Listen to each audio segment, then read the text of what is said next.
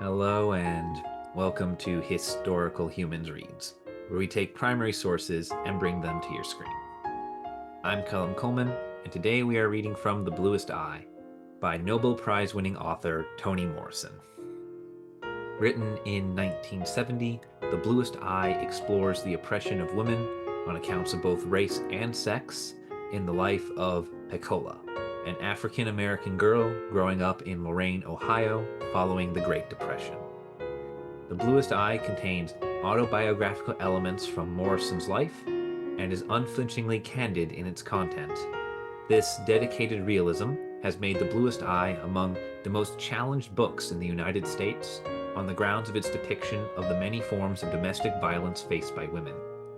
Today we will be reading from pages 33 to 36 of The Bluest Eye, a passage that does not contain any potentially graphic content, but still provides a solid example of the novel's prose and candid depiction of the mundane.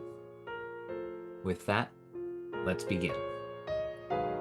There is an abandoned store on the southeast corner of Broadway and 35th Street in Lorain, Ohio.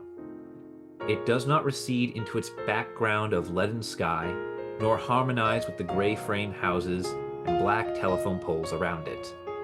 Rather, it foists itself on the eye of the passerby in a manner that is both irritating and melancholy. Visitors who drive to this tiny town wonder why it has not been torn down, while pedestrians, who are residents of the neighborhood, simply look away when they pass it. At one time, when the building housed a pizza parlor, people saw only slow-footed teenage boys huddled about the corner. These young boys met there to feel their groins, smoke cigarettes, and plan mild outrages. The smoke from their cigarettes they inhaled deeply, forcing it to fill their lungs, their hearts, their thighs, and keep at bay the shiveriness, the energy of their youth. They moved slowly, laughed slowly, but flicked the ashes from their cigarettes too quickly, too often, and exposed themselves, to those who were interested, as novices to the habit. But long before the sound of their lowing and the sight of their preening, the building was leased to a Hungarian baker, modestly famous for his brioche and poppy seed rolls. Earlier than that, there was a real estate office there, and even before that, some gypsies used it as a base of operations. The gypsy family gave the large plate glass window as much distinction and character as it ever had. The girls of the family took turns sitting between yards of velvet draperies and oriental rugs hanging at the windows. They looked out and occasionally smiled, or winked, or beckoned, only occasionally. Mostly they looked, their elaborate dresses, long-sleeved and long-skirted, hiding the nakedness that stood in their eyes. So fluid has the population in that area been that probably no one remembers longer ago, before the time of the gypsies and the time of the teenagers, when the Breedloves lived there, nestled together in the storefront, festering together in the debris of a realtor's whim. They slipped in and out of the box of peeling gray, making no stir in the neighborhood, no sound in the labor force, and no wave in the mayor's office. Each member of the family in his own cell of consciousness, each making his own patchwork quilt of reality, collecting fragments of experience here, pieces of information there. From the tiny impressions gleaned from one another, they created a sense of belonging and tried to make do with the way they found each other. The plan of the living quarters was as unimaginative as a first-generation Greek landlord could contrive it to be. The large store area was partitioned into 2 rooms by beaverboard planks that did not reach to the ceiling. There was a living room, in which the family called the front room, and the bedroom, where all the living was done. In the front room were 2 sofas, an upright piano, and a tiny artificial Christmas tree, which had been there, decorated and dust-laden, for 2 years. The bedroom had 3 beds: a narrow iron bed for Sammy, 14 years old, another for Pecola, 11 years old, and a double bed for Charlie and Mrs. Breedlove. In the center of the bedroom, for the even distribution of heat, stood a coal stove. Trunks, chairs, A small end table and a cardboard wardrobe closet were placed around the walls.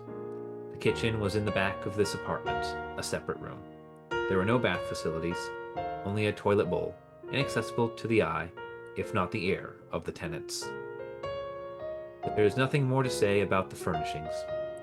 They were anything but describable, having been conceived, manufactured, shipped, and sold in various states of thoughtlessness, greed, and indifference. The furniture had aged without ever having become familiar. People had owned it, but never known it. No one had lost a penny or a brooch under the cushions of either sofa, and remembered the place and time of the loss or of the finding. No one had clucked and said, "But I had it just a minute ago. I was sitting right there talking to." Or, "Here it is. It must have slipped down while I was feeding the baby." No one had given birth in one of the beds, or remembered with fondness the peeled paint places, because that's what the baby, when he learned to pull himself up, used to pick loose. No thrifty child had tucked a wad of gum under the table. No happy drunk, a friend of the family with fat neck, unmarried, you know, but God how he eats, had sat at the piano and played "You Are My Sunshine." No young girl had stared at the tiny Christmas tree and remembered when she decorated it, or wondered if that blue ball was going to hold, or if he would ever come back to see it. There were no memories among these pieces, certainly no memories to be cherished. Occasionally, an item provoked a physical reaction, an increase of acid irritation in the upper intestinal tract, a light flush of perspiration at the back of the neck as the circumstances surrounding the piece of furniture were recalled. The sofa, for example, it had been purchased new, but the fabric had split straight across the back by the time it was delivered. The store would not take responsibility. This has been an excerpt from The Bluest Eye on Historical Humans Reads. If you enjoyed this video and would like to hear more excerpts from original texts, please follow or subscribe to us on your platform of choice. If there is a work you would like to hear, be sure to like the video and leave a comment listing it below. Thank you for listening.